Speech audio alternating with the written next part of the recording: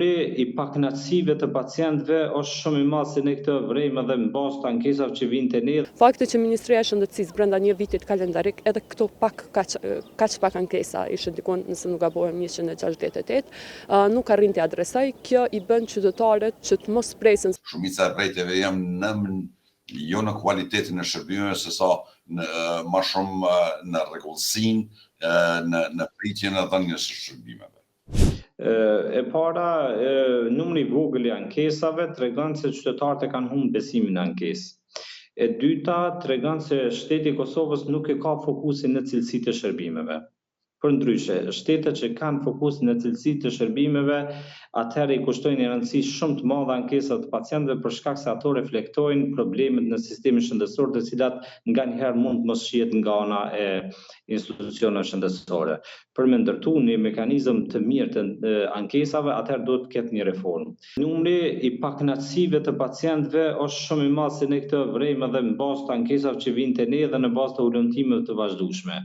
Por qytetarët e kanë humbur besimin se përmes ankesës mund të zgjidhin problemet që kanë. Pamje të parë ose me një sqarim themi sipërfaqësor, do thuaj që pacientët tashmë janë më të kënaqur me sistemin publik shëndetësor dhe po bëjnë më pak ankesa, por thelbi pse bëjnë pak ankesa nga këndvështrimi im është për shkak të mos adresimit të ankesave, sepse nëse e shën çush qëndrojnë në raport ankesat e adresuara dhe të pa adresuara, është diku 72% të ankesave nuk janë adresuar fare dhe vetëm 27.4 ose rreth 28% janë adresuar.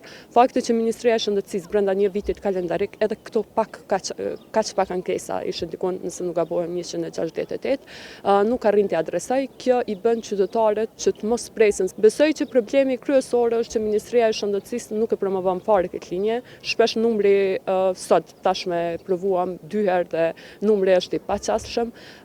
Nuk i trajton seriozisht ankesat. Më pak se 10 dhe të gjitha ato janë shqyrtuar nga organet tona dhe vërtet vendimet i kanë shkuar edhe palëve të cilat kanë qenë të involvuar.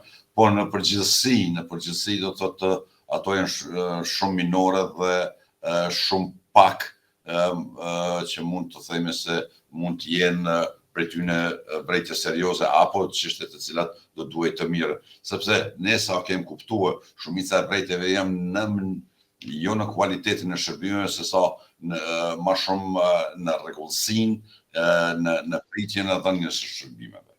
Ajo që nënkupton që brenda vitit kalendarik që KUK-ja të mos ketë asnjë ankesë, absolutisht nuk ka fare të bëj me kënaqësmërinë e pacientëve.